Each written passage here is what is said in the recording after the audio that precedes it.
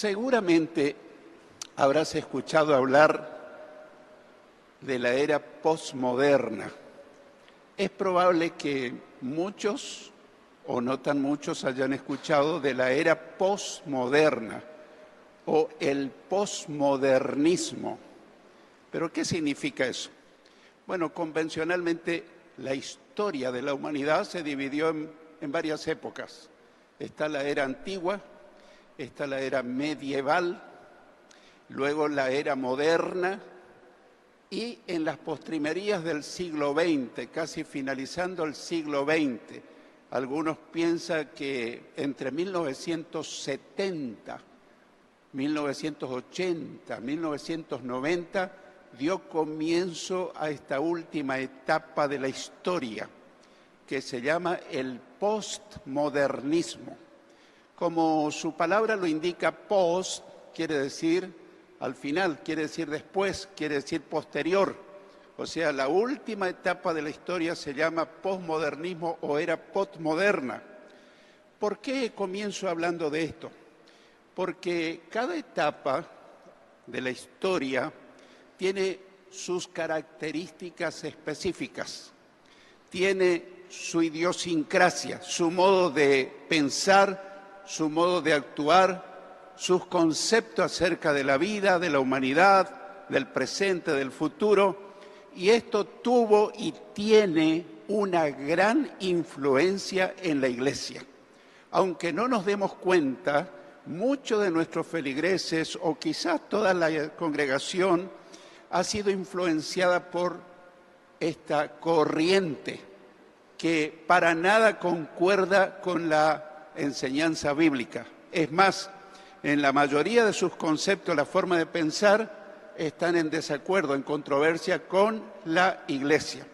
La Iglesia, lamentablemente, fue influenciada por el postmodernismo. En vez de la Iglesia influenciar sobre la sociedad ha influenciado sobre la Iglesia. ¿Y qué dice la palabra de Dios? ¿Qué dijo Jesús? En referencia a sus seguidores dijo, ustedes son la sal de la tierra. Pero si la sal pierde su sabor, ¿con qué será salada la tierra? No sirve más para nada, sino para ser tirada y hollada o pisoteada por los hombres. ¿Para qué se usa la sal? Para darle sabor, pero también para conservar algunos alimentos. Así que la Iglesia ha sido dejada en la tierra con el propósito de conservar, preservar y darle gusto, sabor a la vida en los propósitos de Dios. Pero Jesús también dijo, ustedes son la luz del mundo, pero ninguna luz se pone debajo de un cajón o de un almud, como dice una vieja versión, sino que se la pone en alto para que alumbre a todos en la casa y todos vean sus buenas obras y glorifiquen a su Padre que está en los cielos. Pero triste y lamentablemente, el posmodernismo ha influenciado sobre la Iglesia. Y la mayoría de las iglesias o de los cristianos actuales actúan de acuerdo a los patrones de pensamiento, patrones de conducta de la sociedad secular influenciada poderosamente por el posmodernismo. Yo no me voy a dedicar a hablar todo el tiempo del posmodernismo, pero quiero mostrar algunas pautas, algunos indicios de posmodernismo, unos pocos, para que nos demos cuenta de qué manera el posmodernismo ha influenciado en nuestras vidas. El posmodernismo tiene como meta o anhelo interesarse en el aquí y en el ahora, en el presente, pero nada del futuro. Por eso los pastores que nunca hablan del cielo, del futuro, de la eternidad, del arrebatamiento, tienen mucho éxito, entre comillas, porque la sociedad actual está interesada en resolver sus problemas de aquí y ahora, su problema matrimonial, su problema familiar, su problema económico, laboral, etcétera, etcétera, etcétera. Y Dios no tiene respuesta para nuestros problemas de ahora. Obviamente que sí, pero si nosotros limitamos el Evangelio al aquí y a la ahora y dejamos lo trascendente, la vida eterna, el después. La predicación del Evangelio sería una predicación social, de llevarle ánimo, estímulo a la gente, y perdemos la esencia. Y muchísimos pastores nunca tocan el tema del cielo, nunca hablan del infierno, nunca hablan del arrebatamiento, nunca habla de la segunda venida de Cristo, etcétera, etcétera, porque su gente se aburre. Y son pastores muy exitosos, entre comillas, acumulan multitudes, porque me hablan del aquí y del ahora. Entonces uno como predicador, como enseñador, se ve envuelto en serios problemas, porque tenemos que ir matizando. Pero yo todo el año no te puedo enseñar del aquí y del ahora y no hablarte del cielo, no hablarte del futuro, no hablarte de los hechos que Jesús habló. Así que el presente para la era posmoderna es lo fundamental. La palabra de Dios dice, si ustedes han resucitado con Cristo, pongan la mira en las cosas de arriba, no en las de la tierra. Ahí vos, la primera comparación, te das cuenta que la era postmoderna está opuesta a las enseñanzas de la palabra de Dios. Pero uno sin querer se puede entusiasmar y también seguir esa corriente. La forma del mensaje en vez del contenido del mensaje. Para preparar un mensaje bíblico demanda tiempo, esfuerzo, conocimiento de homilética, de hermenéutica, de muchas cosas y horas de preparación. Pero vos te vas y le predicás a un público que espera que lo reciba con buen ánimo y la gente no se entusiasma mucho. Pero viene otro predicador que es un poco dicharachero, que tiene una forma de expresarse, que mueve las emociones. Y la gente dice, oh, cómo se movió el Espíritu Santo. Pero son sus emociones. O sea que otra característica de la era posmoderna es que se le da más importancia a la forma de presentar el mensaje que al contenido del mensaje. Y algunas veces me han dicho, pastor, ¿a qué iglesia me voy? Porque a mí me dijeron, anda a la iglesia donde te sientas mejor. Yo le dije, jamás escuche ese mal consejo. Porque uno puede ir a una iglesia donde uno se sienta bien, pero no te enseñan la palabra, no te enseñan de Cristo, realmente como está en la palabra, y estarías perdiendo el tiempo y pondrías en riesgo tu eternidad. Entonces yo cuando me digo, ¿a qué iglesia me voy? Yo le digo, anda a una iglesia cristocéntrica, no pastorcéntrica. Una iglesia bibliocéntrica y no filosofía humana, pensamiento del pastor que tal vez es famoso, que tal vez arrastra multitudes. Entonces, influencia de la era postmoderna. ¿Vamos entendiendo, hermano? La influencia que tiene la corriente postmoderna sobre la iglesia y aún sobre los predicadores. La emoción prevalece sobre la razón y la lógica. La emoción. El mensaje que me causa emoción, que mueve mis sentimientos, me gusta, aunque no me diga nada, aunque no me prometa cosas que promete Dios. Tal vez es la ocurrencia del predicador, pero como es emocionante. Otra de las características de la era postmoderna es que la gente, la sociedad en general está en busca de nuevas emociones. Y como hoy hay un menú de iglesia a la carta, entonces la gente escoge en qué iglesia me siento mayor emoción, en qué iglesia me siento mejor o hay más gente. Son atractivos muy engañosos. Pero eso es lo que está ocurriendo en nuestros días. Y el predicador que dice, bueno, yo he tomado la decisión de no predicar lo que la gente quiere escuchar, sino lo que Dios le quiere decir. Y eso tiene su precio. Yo he decidido hace muchos años ser un predicador que le habla al pueblo de Dios lo que Dios le quiere decir. Si el pueblo quiere escuchar, es una cosa, y si no quiere, es también otra cosa. Porque si yo tratara de agradar a la gente, dice Pablo, ya no sería siervo de Cristo. Así que estas son influencias de la era postmoderna. la emoción sobre la razón, sobre la lógica. Los valores de la época o la era posmoderna son los valores relativos, no los valores absolutos. Voy a explicarlo para que podamos entender.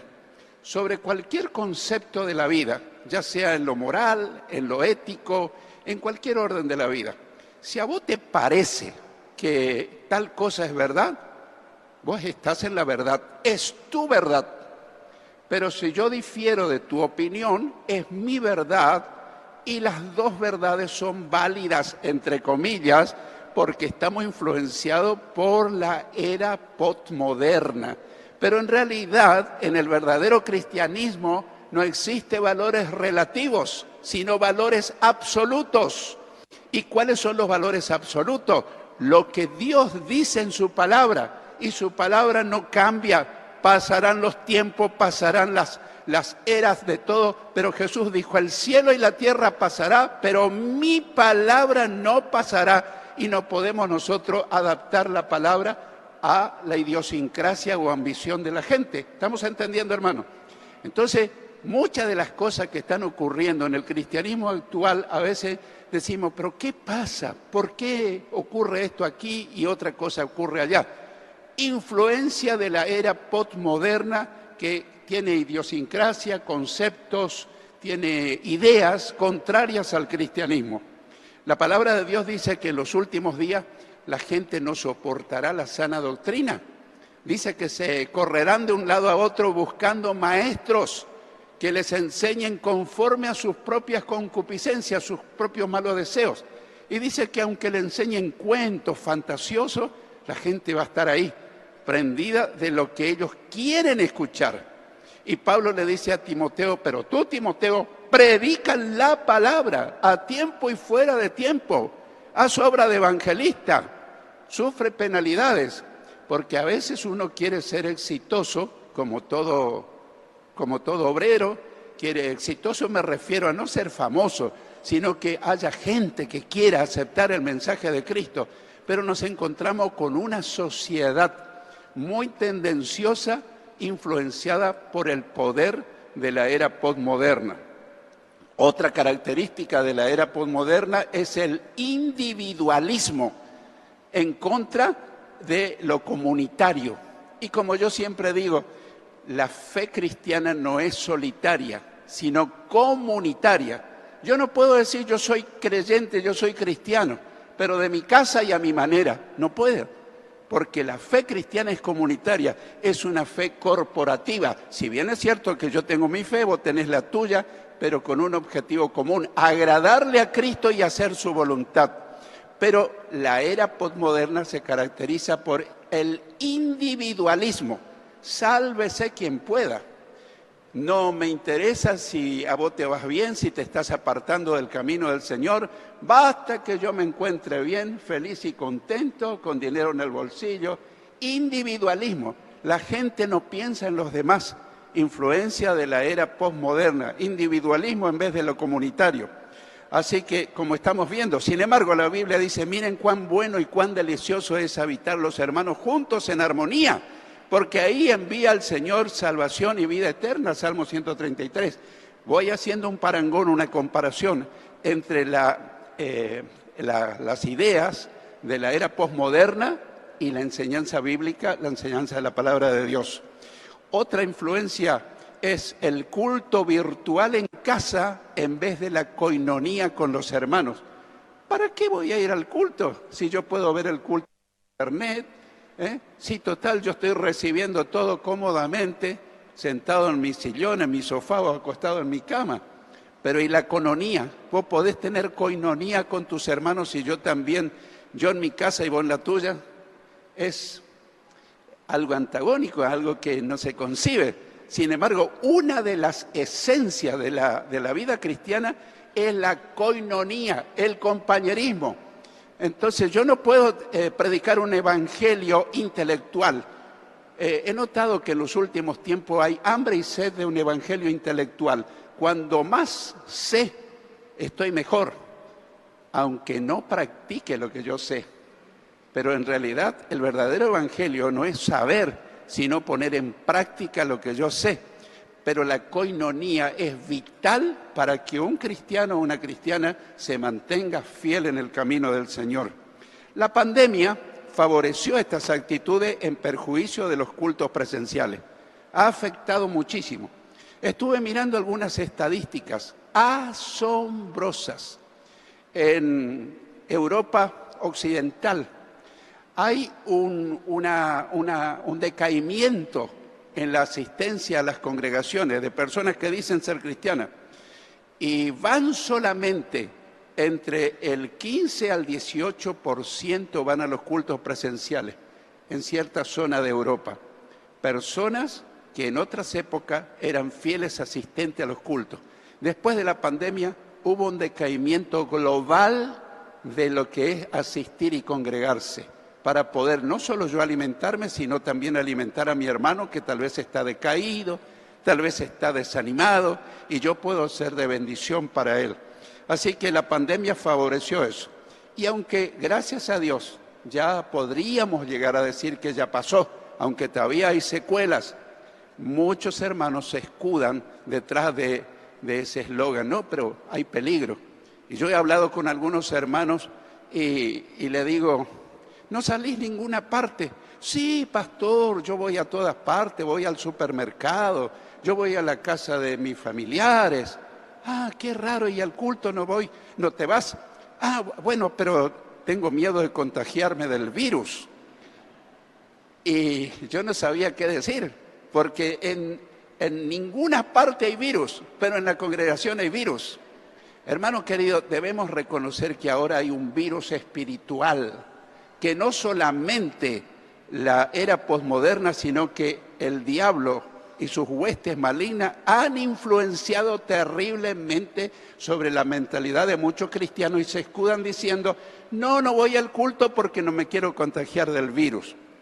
Eso produjo enfriamiento espiritual, produjo indiferencia y apatía, porque no se puede ser cristiano de la casa y seguir siempre con fuego en el corazón. Porque Dios estableció la iglesia. Jesús dijo, yo edificaré mi iglesia y ni las puertas del Hades prevalecerán contra ella. Pero demanda que nosotros nos comportemos como parte del cuerpo de Cristo. Y yo no puedo tener parte de mi cuerpo, no dejé ningún miembro de mi cuerpo, un brazo, una pierna en casa y vine el resto. Todos estamos completitos. Y yo no puedo hablar de un cuerpo de Cristo actual dividido, debilitado, uno por un lado, otro por otro lado. A veces podemos estar juntos físicamente, pero no unidos espiritualmente, no unánimes. Y los cristianos de la iglesia primitiva no solo que estaban unidos físicamente, sino que estaban unánimes en un mismo espíritu y el poder de Dios era derramado. Así que produjo un enfriamiento espiritual. Por todo eso que estamos viendo, y podría seguir, pero es suficiente para poder ver la idea que quiero transmitir, ahora vamos a compartir el tema de vuelta a casa. De vuelta a casa, pero no de vuelta a mi casa. De vuelta a la casa de Dios. Ahí empezamos el tema propiamente dicho, de vuelta a casa. De los primeros cristianos, a pesar de la persecución, a pesar de la incomprensión, la Biblia dice en Hechos 2:42 dice, y perseveraban en la doctrina de los apóstoles, en la comunión unos con otros, en el partimiento del pan y en las oraciones. En 4 áreas perseveraban. Primero, la doctrina de los apóstoles. Fíjate que ahora hay una corriente totalmente antibíblica, que hay nuevas revelaciones.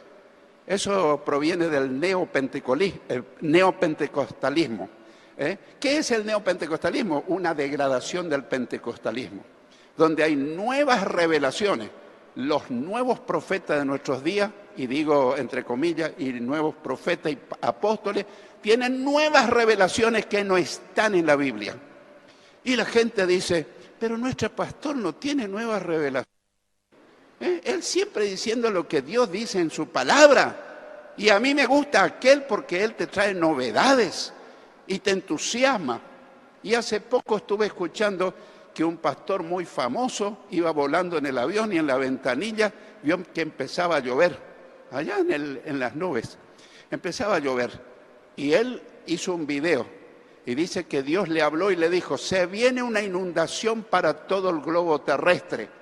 Prepárense porque el mundo será anegado de agua. Y esta querida hermana me mandó diciendo: pastor, mire lo que se viene. Y yo pensé inmediatamente en lo que Dios prometió después del diluvio universal. ¿Qué apareció? El arco iris. ¿Y qué dijo Dios? Nunca más la humanidad será inundada como un diluvio. ¿Qué es esa persona? Un falso profeta. Pero como dijo una novedad, entonces hay que creerle. Estamos en un tiempo de peligro, de un falso evangelio. Y eso hay que combatirlo con buena enseñanza y con una fe puesta en la palabra de Dios. Así que perseveraban en la doctrina. La doctrina es la enseñanza de los apóstoles que fueron los primeros alumnos de Cristo. Pero quiero destacar el segundo concepto en los que ellos perseveraban. Perseveraban en la comunión unos con otros. Ese es el punto. Yo no puedo tener comunión contigo. Bueno, podemos tener relativamente, pero si nunca nos vemos, si nunca nos saludamos, vos en tu casa y yo en la mía, ¿qué te puedo mandar? ¿Un WhatsApp o otro medio virtual? Pero la verdadera comunión es aquella que practicamos personalmente. Y el culto no termina cuando se dice amén, es cuando la iglesia sale y se empieza a saludar el uno al otro. ¿Cómo estás, hermano? Te veo un poco decaído, ando pasando un problema. Decime, yo te acompaño, oro por vos. Y orás por la persona. Y pasando el tiempo, a vos te toca estar decaído. Y ese hermano ora por vos y te levanta. Hermano, la esencia de la iglesia es la comunión los unos de los otros.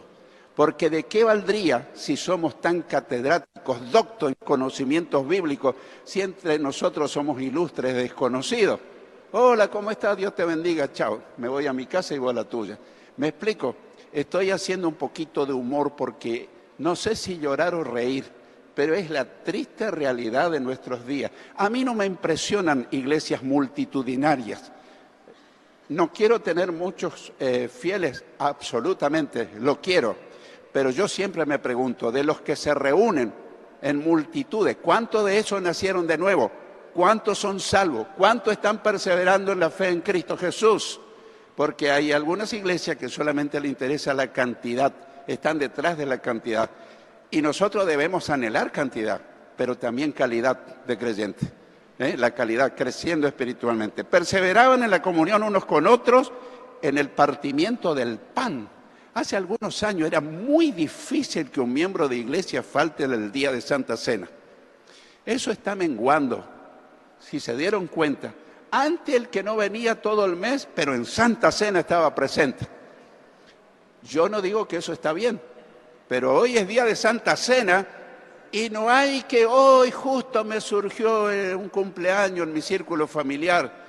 Y celebra el cumpleaños de tu círculo familiar después, pero primero está el Señor, venía a tomar Santa Cena, el Señor te quiere bendecir. Hermano, pongamos las cosas en su lugar. Gloria a Dios. Partimiento del pan. En las oraciones, los cultos de oración en la mayoría de las iglesias son los menos asistidos, pero esta gente perseveraban en las oraciones, en la doctrina de los apóstoles, no las creencias de los nuevos apóstoles, sino la doctrina de los apóstoles primitivos, la enseñanza de Cristo, en la comunión unos con otros, en el partimiento del pan, que es la Santa Cena, y en las oraciones.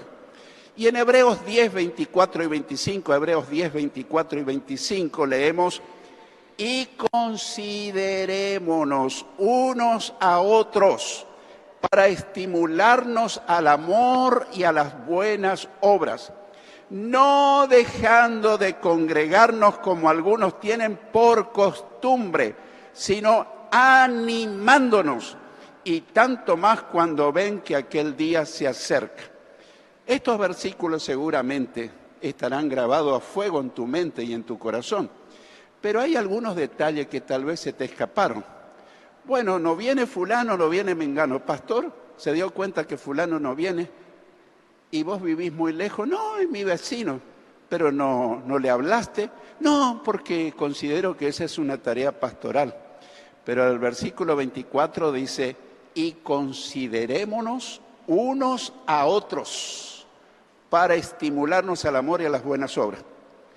Y nosotros queremos hacer lo que hizo Caín. Cuando Dios le preguntó, Caín, ¿dónde está tu hermano? ¿Soy acaso yo guarda de mi hermano? Y a veces sin darnos cuenta hacemos el rol de Caín. Hermanos, yo quiero declararte con todas las letras, nosotros somos guarda de nuestro hermano.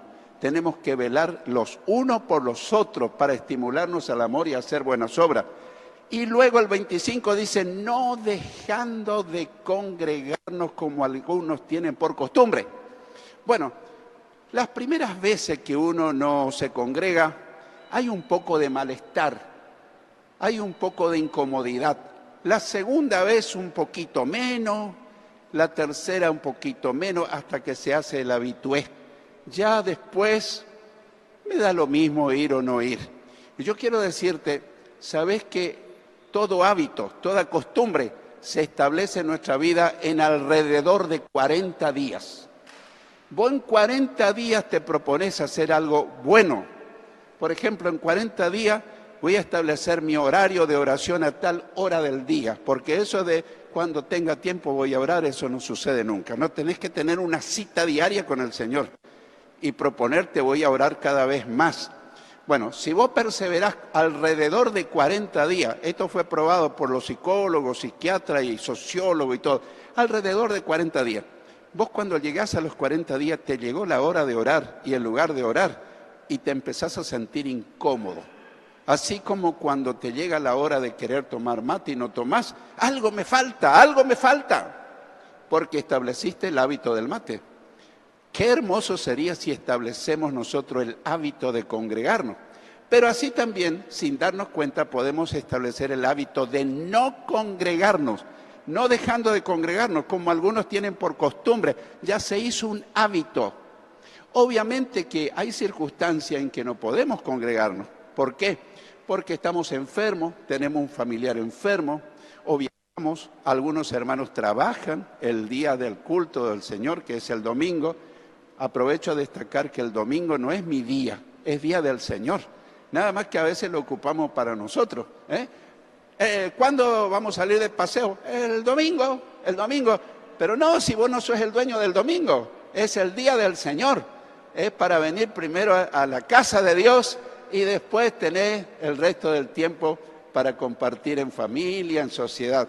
No dejando de congregarnos como algunos tienen por costumbre, que ya han establecido el hábito de no congregarse, sino animándonos los unos a los otros. Y yo estoy hablando no haciendo fantasía, porque Dios sabe, y mi esposa también, que hay personas que no se congregan porque dicen que su edad no le permite y otros argumentos. Entonces le dijimos, hermana, te pasamos a buscar a tal hora y te devolvemos al terminar el culto. Y después me dijo, esa noche no pude dormir. ¿Por qué no pudiste dormir? Porque tuve un gran conflicto conmigo mismo y algún familiar de mi casa que me prohíben asistir al culto. Y yo no quise ser grosero, pero le dije, ¿quién manda en tu vida, tu familiar o el Señor? ¿Quién está primero? Porque si yo preguntara, ¿quién está primero en nuestra escala de valores? El Señor, vamos a decir. Pero ¿sabes dónde se ve quién está en el primer lugar en nuestra escala de valores? Los hechos. Y entonces, hermanos, le ofrecí una y otra vez, dije, no le ofrezco más, porque se conflictuó, todavía tenía sensibilidad. Después, lo más campante, lo más tranquila, si viene al culto o no lo viene, le da lo mismo. Así que por costumbre, sino animándonos unos a otros. Tanto más cuando ven que aquel día se acerca. Mi pregunta es, ese día que se acerca es el arrebatamiento. Cosa que ahora pastores de multitudes, conozco a uno de la República Dominicana, no voy a decir el nombre por una cuestión ética, le enseñó toda la vida a su iglesia que va a haber arrebatamiento. Pero hace algunos años se puso frente a la multitudinaria congregación y le dijo: hermanos, le quiero pedir perdón, porque yo no entendía. Yo siempre enseñé el arrebatamiento y ahora me di cuenta que eso no existe, no va a haber. Esa es una corriente del neopentecostalismo que dice que la iglesia va a establecer el reino de Dios en la tierra, cuando la palabra de Dios dice que el que viene a establecer el reino de Dios en la tierra por 1000 años se llama Jesucristo, el Hijo de Dios. Gloria a Dios, y vamos a estar con Él. ¡Aleluya! ¡Gloria a Dios! Entonces, hermanos, tenemos que ver dónde estamos parados. Y antes le recomendábamos a nuestros feligreses y ellos decían: pastor, ¿puedo ir a tal iglesia? Y uno le decía: bueno, estoy sufriendo un poco, no sea que salgas confundido. No, pero yo estoy bien instruido. Pero hoy llegan a su casa un ramillete de falsos predicadores, falsos profetas, y a través de internet, no importa lo que digan, a todo: amén, pastor, usted sabía que no es como usted enseña, sino como enseñó el profeta o el apóstol tal. Pero yo te lo enseñé desde la Biblia, no desde mi opinión personal. Hermano, este es un momento riesgoso de mirar cualquier tipo de prédica en internet si no tenés conocimiento bíblico. Ahora, yo miro de todo, pero hermano, hace 54 años que no leo, estudio la palabra de Dios. Y no soy ningún académico graduado en Harvard sobre la Biblia, pero sí he gastado tiempo en oración, meditar qué dice la palabra de Dios. Así que tenemos que volver a la palabra de Dios. Y qué lindo lo que dice David en el Salmo 122, 1, Salmo 122. Yo me alegré con los que me decían: a la casa del Señor iremos. Seguramente que lo sabes de memoria. Yo me alegré con los que me decían: a la casa del Señor iremos.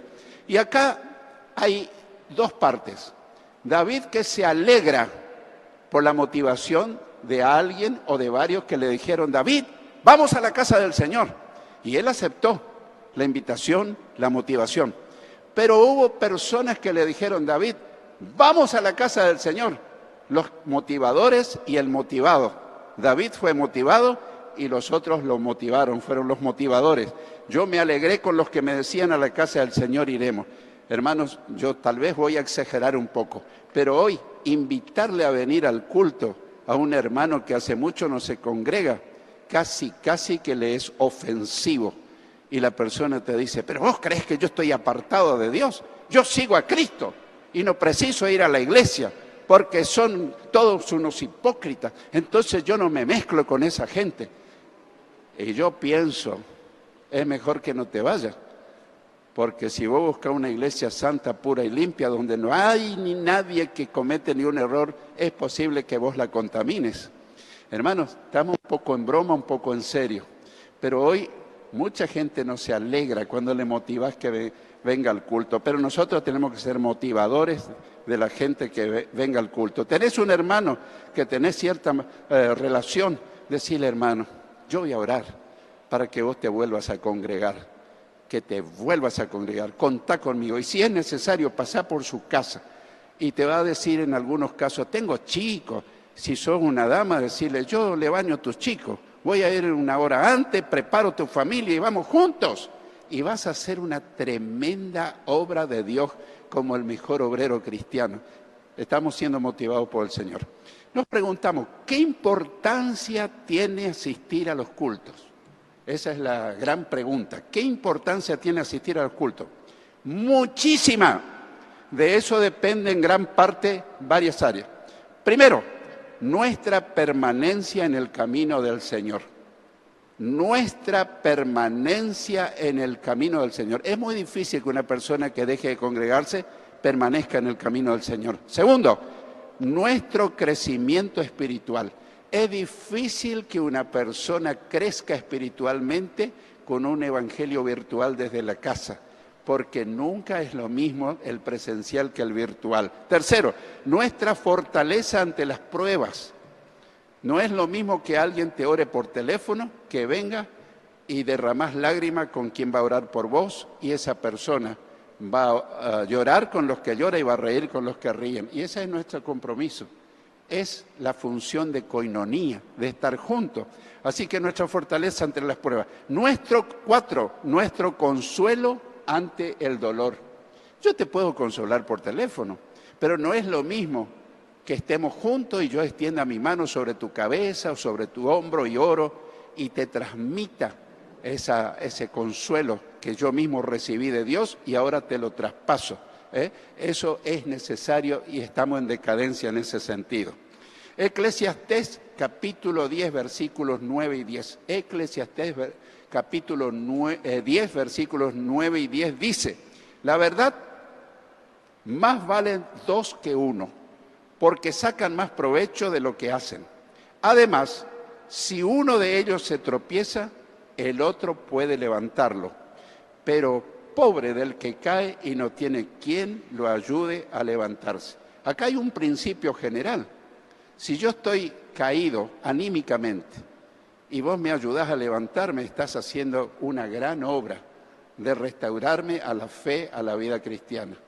Pero mañana yo voy a hacer lo mismo por vos. La iglesia es uno para todos y todos para uno. Y siempre digo, es la ley del mosquetero. Todos para uno y uno para todos. Y no puedo decir, bueno, alguna vez lo voy a hacer. Nosotros también tenemos algún principio como los Boy Scouts, que dice, siempre listo, porque la necesidad se puede presentar en cualquier lugar y en cualquier momento. Por todo eso, ahora meditaremos en los privilegios de congregarnos. Privilegios de congregarnos, no en la obligación. Porque si vas a venir por obligación, no sé si vas a sacar provecho. O a veces estamos en un culto, físicamente, pero mientras se está exponiendo la palabra, está ahí con el WhatsApp. Sí. Y antes se podía decir, bueno, está mirando la cita bíblica, pero por ahí yo me acerco diplomáticamente y veo que en vez de la cita bíblica, están con el WhatsApp. Eso es una falta de reverencia y respeto a Dios, porque cuando la palabra es expuesta, dice Dios, mi palabra no vuelve vacía, sino que hace el efecto para la cual es enviada. Pero te puedo asegurar que vas a regresar a tu casa peor que lo que viniste, porque Dios quería hablarte, quería fortalecerte, quería consolarte, quería edificar tu vida. Así que, hermanos queridos, tratemos de que en los cultos estemos con una mente receptiva, un corazón abierto, una disposición total. Así que ahora meditaremos los privilegios. El primer privilegio, el privilegio de encontrarnos con el Señor en la reunión. El privilegio de encontrarnos con el Señor en la reunión. En Juan 20:19, Juan 20:19 leemos: cuando llegó la noche de aquel mismo día, el de la resurrección, el primero de la semana, estando las puertas cerradas en el lugar donde los discípulos estaban reunidos, por miedo de los judíos, vino Jesús y puesto en medio les dijo, paz a vosotros. Generalmente no le damos toda la importancia que tiene congregarnos fielmente. No somos conscientes de la presencia del Señor en cada culto. Pero yo te quiero decir, no para entusiasmarte, quiero decirte una realidad porque Él lo prometió. Donde se reúnan 2 o 3 en mi nombre, yo estoy en medio de ellos.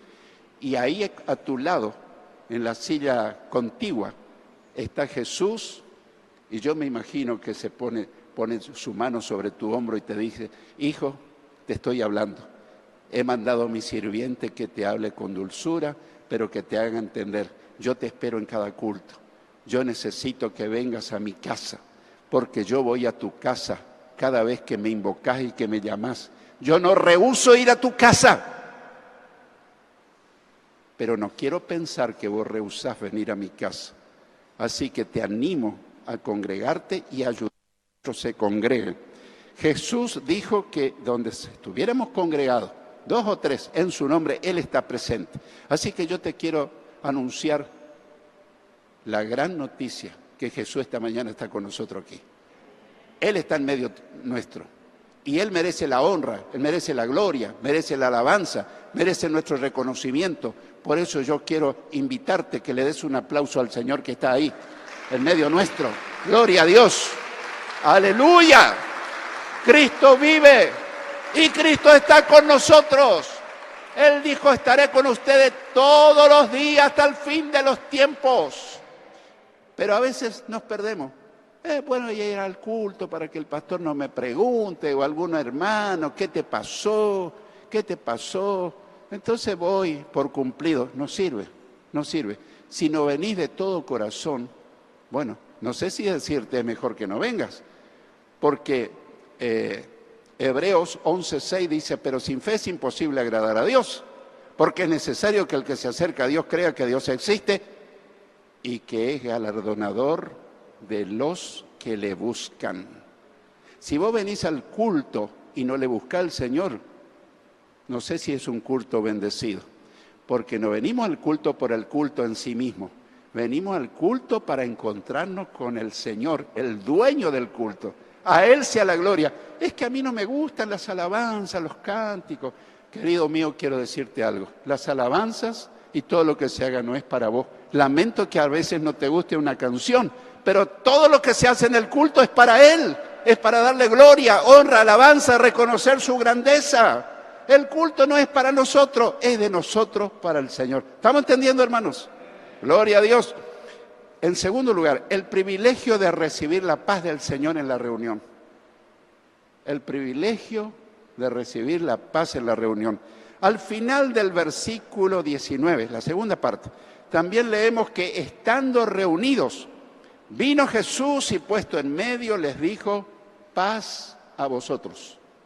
Y les dio la paz a sus atribulados discípulos. Jesús también dice, la paz les dejo. Mi paz les doy. Yo no se la doy como el mundo la da. No se turbe vuestro corazón ni tenga miedo. Juan 14, 27. Pero seguramente que lo sabes de memoria el versículo, pero quiero destacar los plurales. Él dice, la paz les dejo. Está hablando al grupo de seguidores. Mi paz les doy. No se turbe vuestro corazón. Pero no es para mí, es para vos y junto con los demás que comparten tu fe. En otra ocasión Jesús también dijo, estas cosas les he hablado para que en mí tengan paz. En el mundo tendrán aflicción, pero confíen, yo he vencido al mundo. Juan 16, 33. Pero quiero destacarte los plurales. Nuevamente dice, estas cosas les he hablado, plural, para que en mí tengan paz. En el mundo tendrán aflicción, pero confíen. Está hablando grupalmente. En tercer lugar, el privilegio de ver y entender lo que Jesús hizo por nosotros. Lo que Jesús hizo por nosotros. En Juan 20, 20, Evangelio de Juan, capítulo 20, versículo 20, leemos. Y cuando les hubo dicho esto, les mostró las manos y el costado, y los discípulos se regocijaron viendo al Señor. Casi que escucho algunas objeciones, pero Jesús no está para ver sus heridas, pero hay algo superior a tenerlo a Él físicamente. A través del culto, muchos hermanos me han dicho, por fin comprendí las heridas de Cristo en sus manos y en sus pies. No lo vi físicamente, no lo pude tocar, pero se me hizo la luz. Las heridas fueron por mi causa. Él se desangró en la cruz por mí para pagar un altísimo precio, para que yo no me vaya al infierno primero y luego al lago de fuego, sino que sea un heredero de la salvación y vaya al hogar celestial cuando parta de este mundo. Así que cuando venimos al culto hay cosas que no entendemos, pero en el culto el Espíritu Santo nos da entendimiento. En cuarto lugar, el privilegio de regocijarnos en la presencia del Señor. No regocijarnos solamente con los hermanos, que lo cual está bueno, porque yo recuerdo a un hermano, cuando estábamos haciendo la última oración y todavía, siempre hacía lo mismo, se iba. Bueno, entonces yo un día, hermano, quiero hacerte una pregunta. Sí, cómo no. ¿por qué no te quedas a compartir un ratito con los hermanos, a saludarlos? Porque la esencia de la vida cristiana está en la coinonía. Decirle algo, hermano, ¿cómo andás? Te noto un poco triste, decaído. Ay, pastor, pero yo no quiero meterme en la vida de nadie, ni quiero que nadie se meta en mi vida. Entonces yo escuché el culto y a mi casa voy. Y yo te digo, ese hermano estará fortalecido en el Señor si la retroalimentación mutua es la que nos edifica. Yo no podría seguir en la carrera cristiana sin tu presencia, sin tu ayuda, sin tu comunión, sin tu oración. Vos necesitas de la mía, nos necesitamos mutuamente. Así que el privilegio de regocijarnos en la presencia del Señor. Al final del versículo 20 también leemos, los discípulos se regocijaron viendo al Señor. Se regocijaron viendo al Señor. El apóstol Pablo dice, regocíjense en el Señor. Otra vez digo, regocíjense. Está hablando en plural, ¿eh? No dice regocíjate en singular. Y Jesús dice, estas cosas les he hablado. Estas cosas les he hablado para que mi gozo esté en ustedes y para que el gozo de ustedes sea completo. Te repito, Jesús dice en Juan 15:11, estas cosas les he hablado para que mi gozo esté en ustedes y para que el gozo de ustedes sea completo. Está hablando en plural. Quiere decir que cuando venimos al culto, el objetivo es que no solo reciba la enseñanza que edifica tu vida, sino que si viniste triste, decaído, desanimado, salga fortalecido, gozoso, y en tu casa te diga, ¿qué pasó hoy en tu iglesia? ¿Te inyectaron algún lavado de cerebro? No, el Señor me llenó de su gozo, porque estuve en la casa del Señor y Él me llenó de gozo. Amor, gozo, paz, paciencia, fruto del Espíritu Santo, el gozo. Hermanos queridos, la vida cristiana es una lucha. No es así nomás soplar y hacer botellas, pero tiene sus grandes recompensas. En quinto lugar, el privilegio de recibir la comisión del Señor en la reunión. El privilegio de recibir el encargo o la comisión del Señor. En Juan 20:21 leemos. Entonces Jesús les dijo, plural nuevamente, paz a vosotros, como me envió el Padre, así también yo los envío. Notamos los plurales. Pero si nosotros estamos en casa, es muy difícil que el Señor te motive a cumplir una tarea, una misión. Pero en un culto van a levantar misioneros, van a levantar evangelistas, se van a levantar maestros, predicadores, futuros pastores. En el culto hay un sinfín de propósito al venir al culto. En el Evangelio de Marcos leemos, y les dijo, vayan por todo el mundo y prediquen el Evangelio a toda persona. Plural, el encargo es colectivo.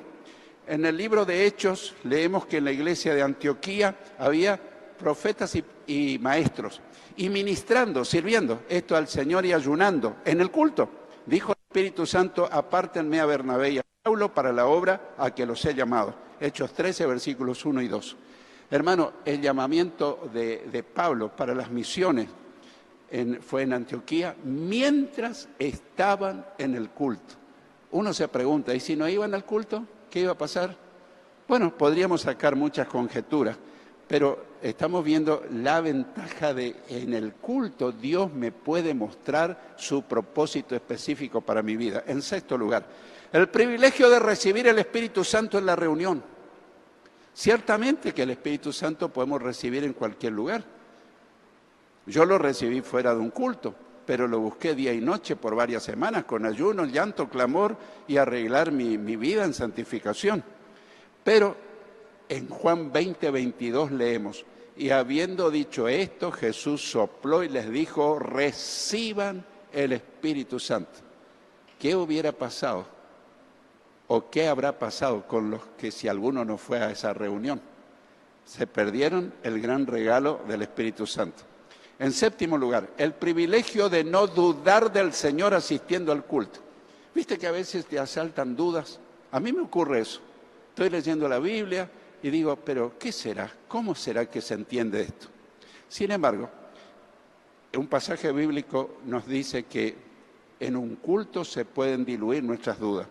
Juan 20, 24 y 25 dice, pero Tomás, uno de los 12, llamado Dídimo, no estaba con ellos cuando Jesús vino. ¿Qué pasó? ¿Faltó a la reunión?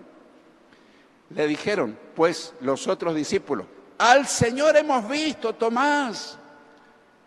Él les dijo, no, si no viere en sus manos la señal de los clavos y metiere mi dedo en el lugar de los clavos y metiere mi mano en su costado, no creeré.